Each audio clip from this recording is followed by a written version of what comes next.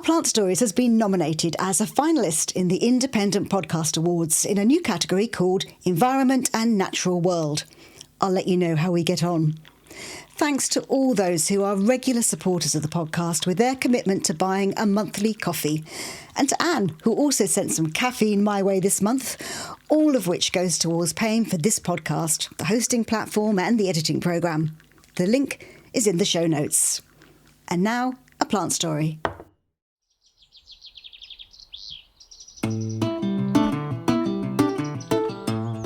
Welcome to Our Plant Stories.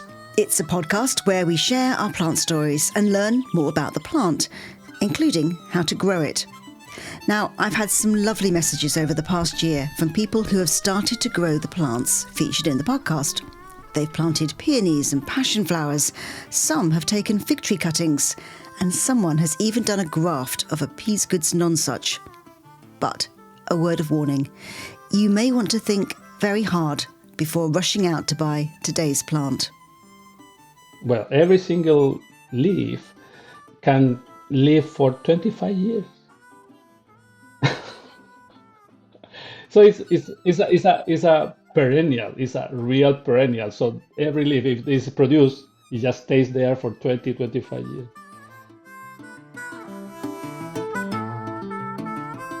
It's a tree with a fascinating history. But let's start with the story. When Andrea Conrath moved to her current house 12 years ago, it had a monkey puzzle tree in the front garden. It's tall. So I'm not very good at heights, but it's about 1 metre off the telephone wire at the moment. It looks like it's going to impinge on the telephone wire quite soon, and I haven't quite worked out what we do about that because it's very sharp and it could cut through it, I think. So, how do you feel about this monkey puzzle tree? Do you love it? Do you hate it? Do you tolerate it? What's your feeling about it? So I suppose it's changed over the years. So I think when I first moved here, it was on the list of things that had to go. Amongst them were, plastic wooden windows and what else? Frilly peach shower curtains. So it was in that category of things that were just not my taste. But I say over the years I've probably developed a love-hate relationship with it, I would say. Maybe love is too strong a word for it. Probably a respect for it. A respect for it because of its backstory, a respect for it because of just the majesty of it in the middle of the garden, really. And who planted it? So this goes to the story of where the respect comes from, really. There's a bit of a backstory to it that ensured its survival. So the previous occupants of the house were really devoted gardeners, and the back garden I thought was spectacular. It was one of the main features that persuaded me to buy a house which wasn't my taste, really. And the garden came with, the lady was lovely that's selling it, she was a widow, and she gave us some basic written instructions about how to look after the garden, plus a stack of plant books. And she also gave me a box of photos that had, the history of the garden, really. It was how the garden was when they first bought it and how it had evolved and how the pond had been redeveloped and various other things. And included in this box of photos were several photos of the monkey puzzle tree from its very beginnings when it was a gangly teenager, and you can't believe the size of it now compared to what it was, and then various photos showing it growing up, really. And also she took her time to take those photos out and show me them. Not every photo of the garden, but the monkey puzzle tree ones she took her time to take out because there was a bit of a story.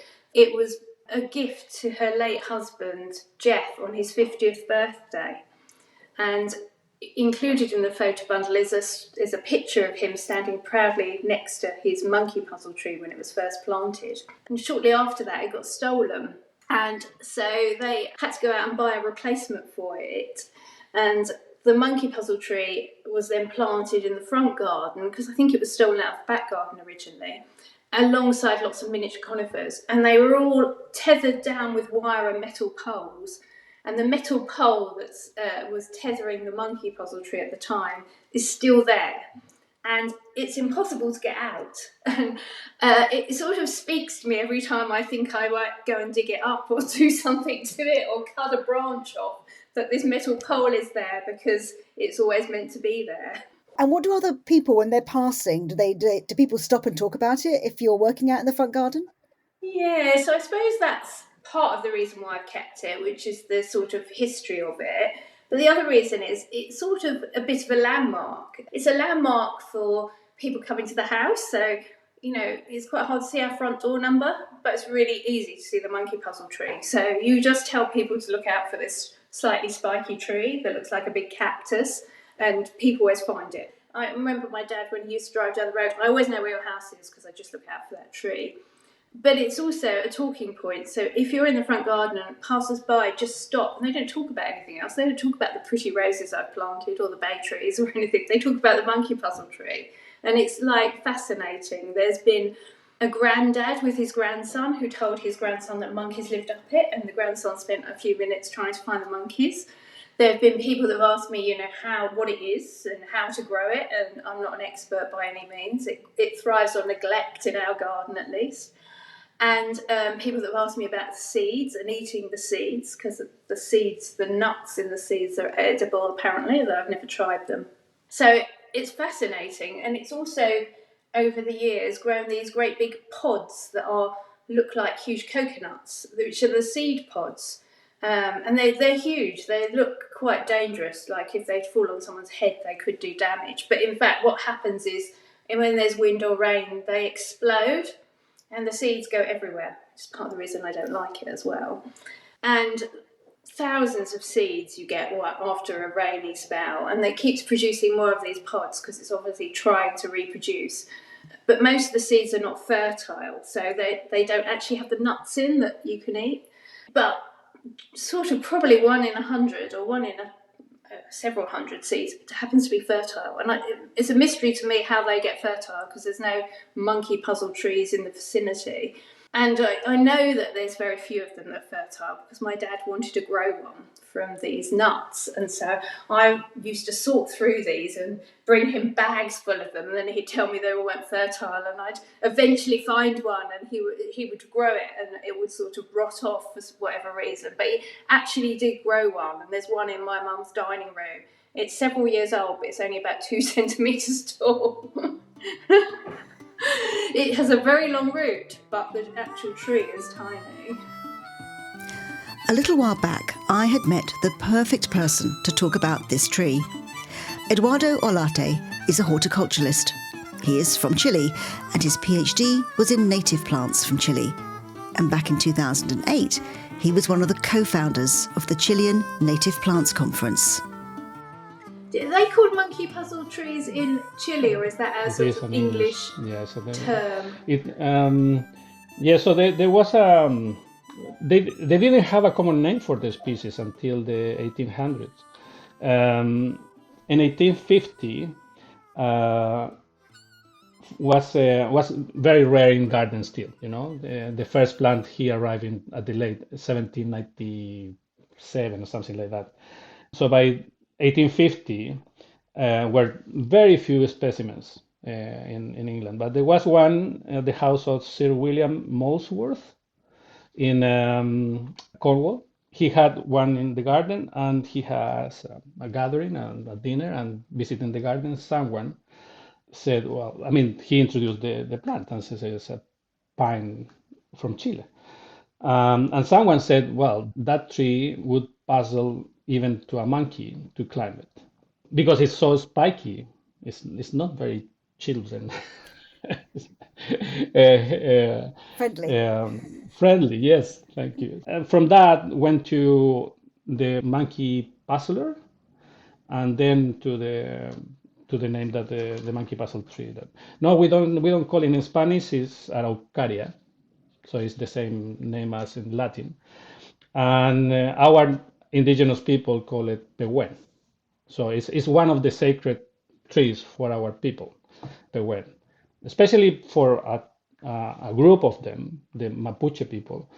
Mapuche people is huge in between Chile and Argentina. It's a huge group of people, and there was a subgroup called pehuenches. So pehuen is the tree, and pehuenche is people from of the pehuen. And they lived out of this tree half of the year. There's still some communities go, as a tradition. They go and camp up in the mountains and collect during the autumn the fruits, the nuts, and they make a ceremony out of it. It's the national tree. Is the national tree of the country as well since the early 70s. So how does this tree end up in English gardens? Well, for this plant story and its offshoot, I've discovered there are tales that become part of folklore, and we're going to be untangling some of them over the next couple of episodes. The first time I met Eduardo, we were talking about the story of the original monkey puzzle tree nuts, or seeds, being stolen from a dinner table. Only, being Chilean, he knew that any nuts being served would have been cooked, so not viable. Yes, so you planted the seed in me because I didn't know much about the English story about monkey puzzle tree. So I went to research, and it was Archibald Menzies, who was I have here on this HMS Discovery back in 1785. They were visiting Chile, and the whole crew, starting with the Captain Vancouver, what's his name, George Vancouver, they were invited to have dinner in Santiago by the governor of Chile back then. And the governor of Chile was back then an Irishman working for the Spanish crown called Ambrosio Bernardo O'Higgins.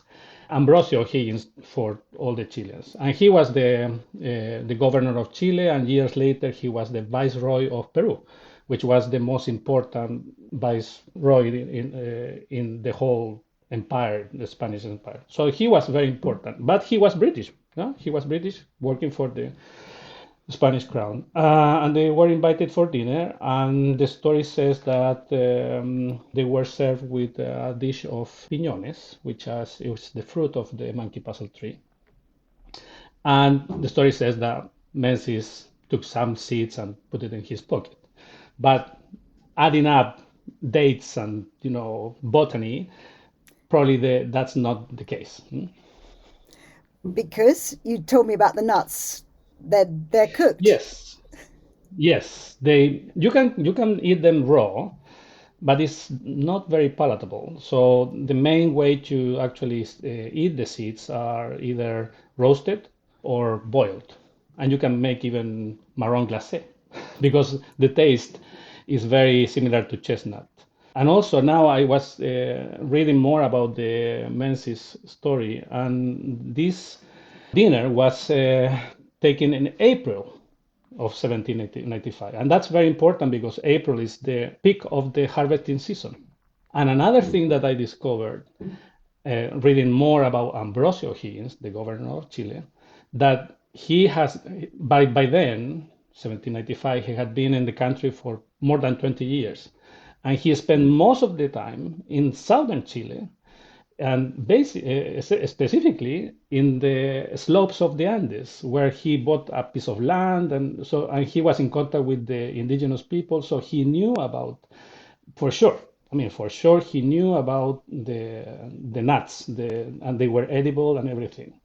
So chances are that Menzies was amazed, but probably O'Higgins had some seeds there available for him to take as many as he wanted. So he possibly gave them to him. He didn't steal them off the table, is what we're thinking, basically. Because it's a slight sense of they stole them off the table and you went, they're cooked. Would that work? yeah, very cooked. Very, very cooked. So do we know when it suddenly started to become super popular in the UK? Because you obviously find quite large specimens in certain places, and they've got them in queue. I think it's all these stories that they were adding up. Queen Victoria visited Dropmore. Yeah, Dropmore near Windsor.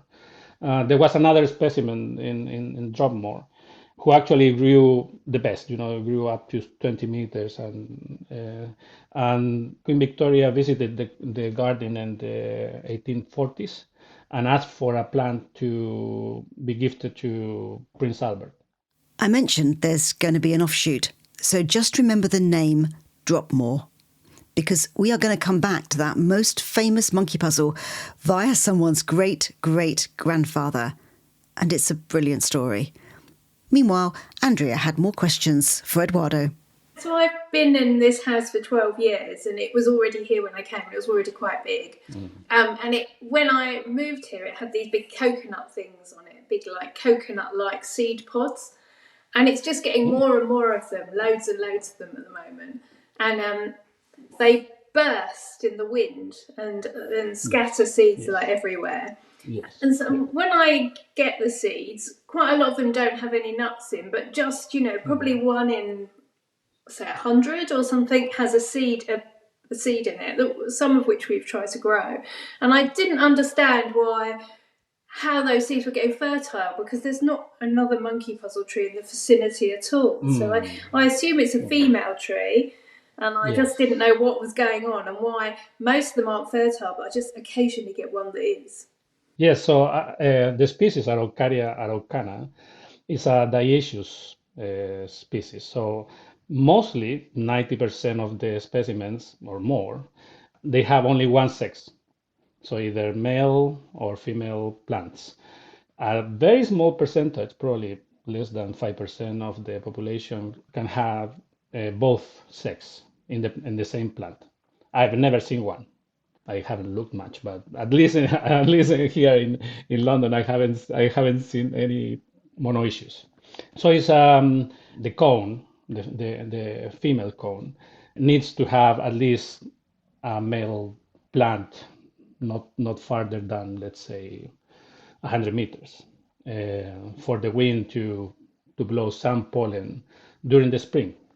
So chances are that your poor plant, which is very, do you know more or less what age is that tree?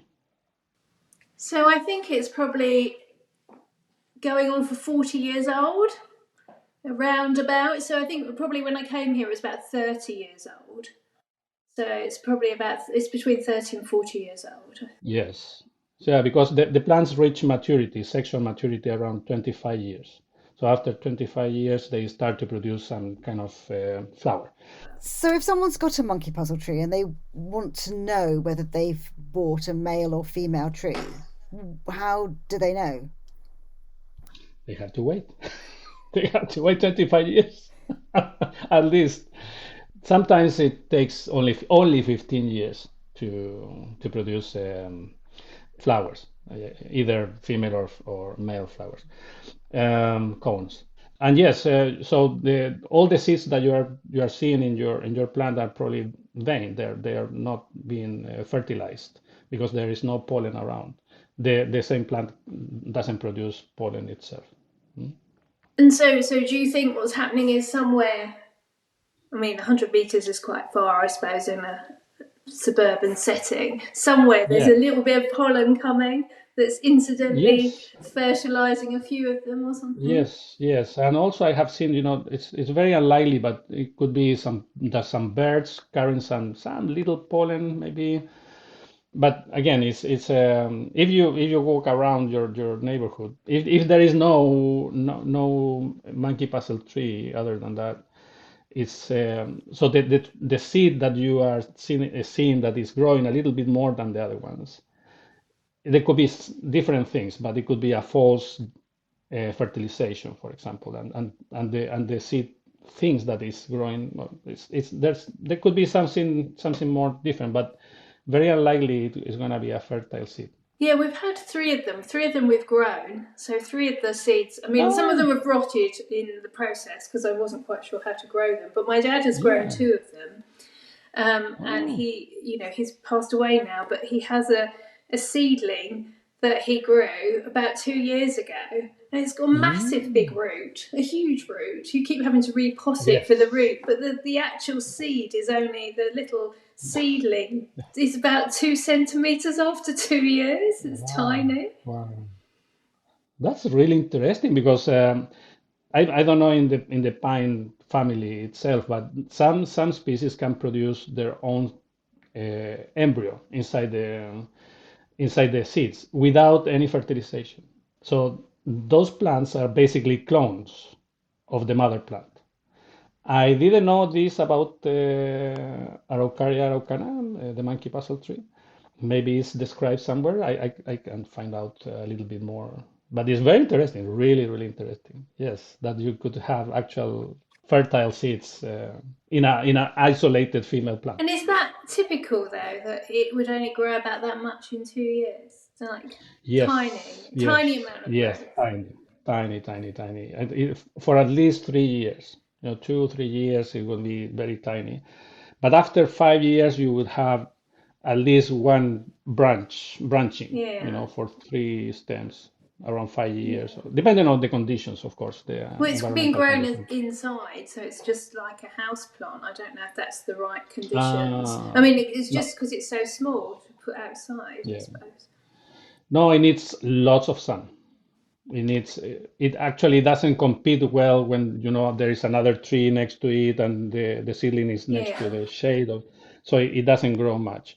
So it really needs space. It needs sunlight, and especially during the summer.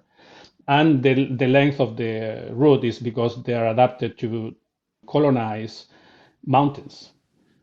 So there's no soil actually, topsoil. It's just they go ballistic Yeah, no, all the the way root is down as they can. about Yes, yes, 6 times as big as the plant, at yes. least.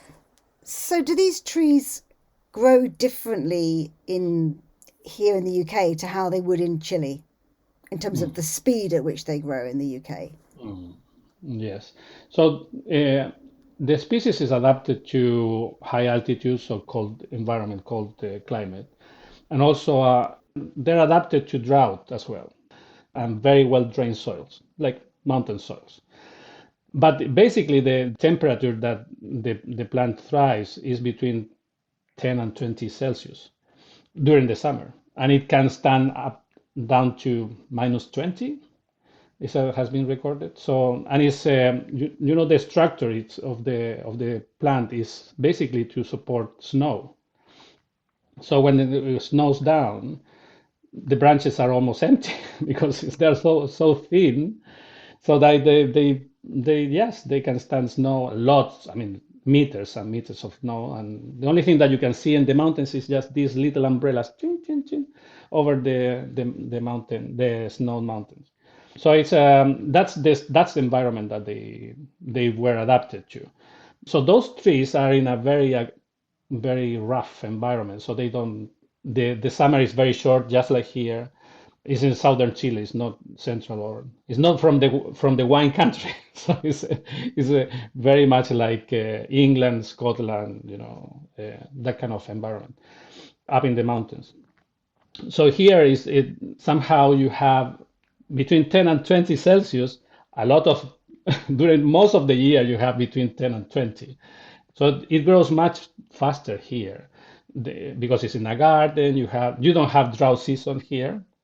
In Chile, we have a small dry season, and also in the mountains, the amount of water that the soil can gather is really small. So these plants are colonizers, and as such, they grow very slow. They don't care about time. They have hundreds of years to grow, so they don't care about speed. When you go and visit in the mountains, my major professor, we went together up the mountains, and he's from Connecticut, and he said, "Oh, we just need some dinosaurs around, for to complete the landscape." It's just from that era. He says that there is so different. Even the trunk is so straight and big and long, and the surface of the trunk is adapted to wildfires, but not produced by lightning, but produced by volcanoes. I mean, you go to this landscape, to these national parks, and it's always the same: a lake, a mountain covered with monkey puzzle trees, and a volcano in the background next to it, with a snow cap. And once in a while, there's an earthquake around. So they are adapted to these very harsh conditions, including volcanic eruptions. So the fact that I don't give mine any love and attention doesn't really matter. It's probably quite happy in a suburban garden being neglected. After it establishes, the plant is very difficult to kill. Yeah. Is it as old as We don't know. dinosaurs? But there are very similar species that are what's the name of the when you get fossils? So you get fossils very similar to these ones. So chances are during the Cretaceous, so during the same period of the dinosaurs. So it's very likely that they had at least a very similar related species at the same time.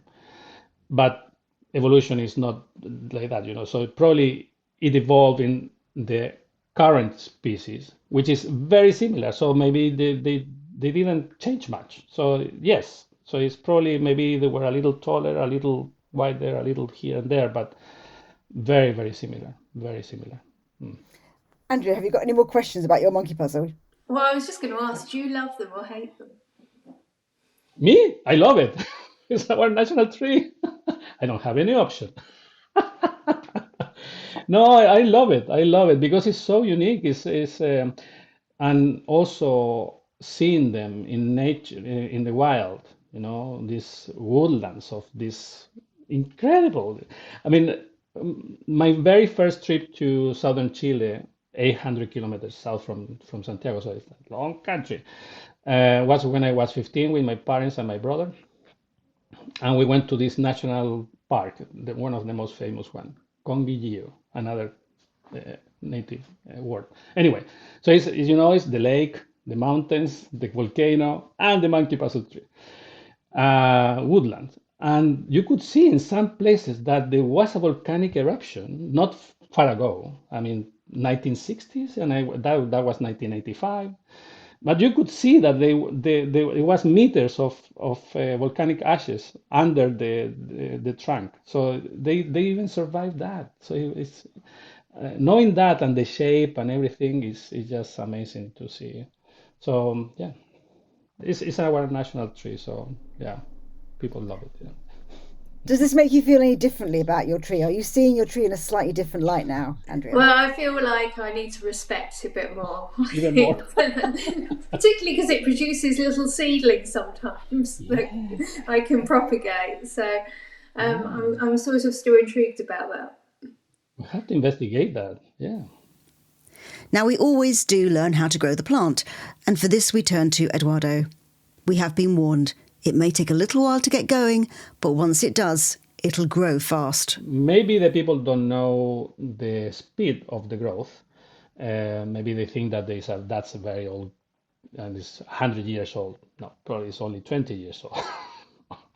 In 10 years, you will have a good front garden size plant, the full thing, in 15 years for sure. So I think it's still popular because of its looks. It's so interesting, it's so unique, but only for a very big garden, way in the back, as a focal point, or for parks, public parks, and things like that. I've seen them in public parks all over London for sure. They keep planting them, which is lovely to see, but always with a protection too. So if I want to grow one, I would Yes. buy it from a nursery, presumably, probably. Yes. Okay. Yes. So I Yes. need to plant it somewhere with plenty of space. Away from traffic of people. You have to avoid, because you will have to move it or cut it down if it's too close to a pavement or to the entrance of the house or to the playground or whatever. So you have to not only a big space, but away from traffic of people.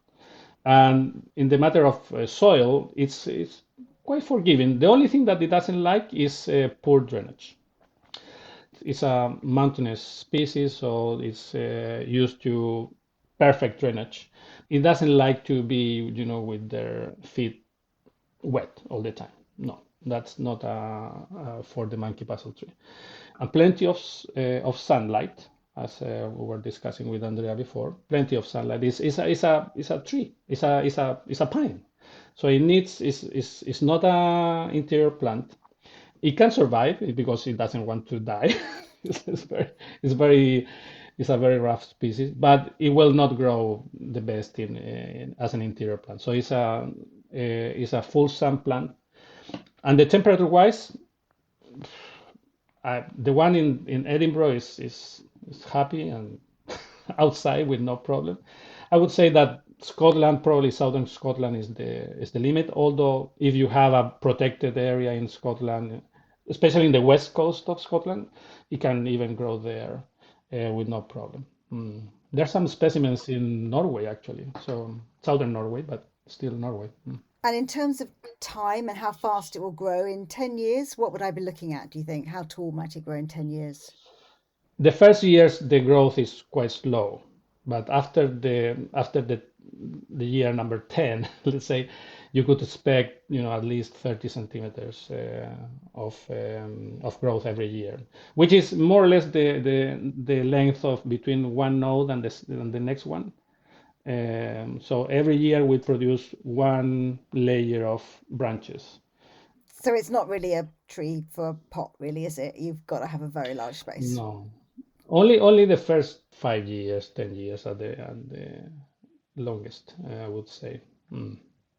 Because again, the root needs to grow down also, so it will start spiraling and spiraling and spiraling. Eventually, it will strangulate itself if you keep it in the pot. Right. So you could put it in a pot to start with. You've got about 5 years before you have got to Yeah, move to yeah, somewhere where you have a very large space with nothing else around where you can plant it. yeah, yeah, yes, exactly.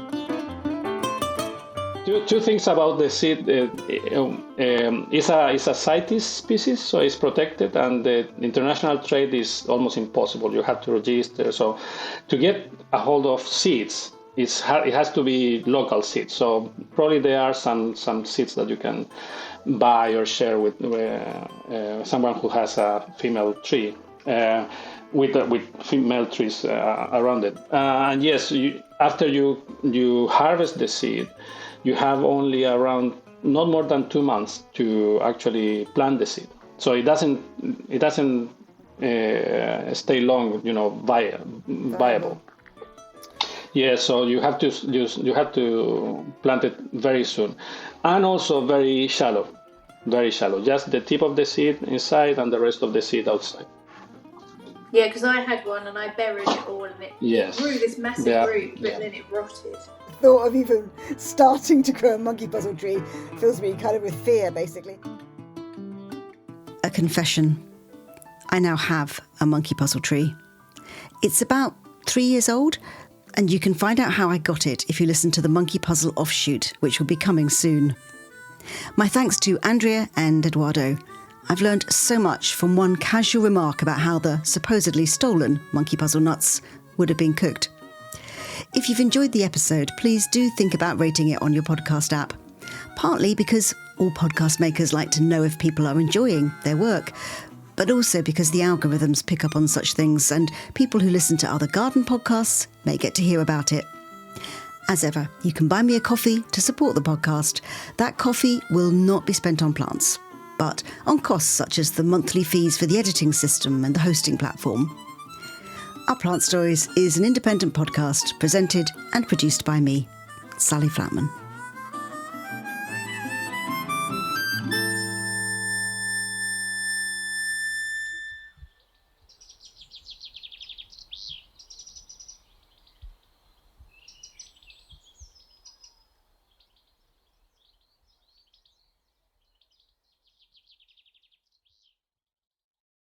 Thank you for listening.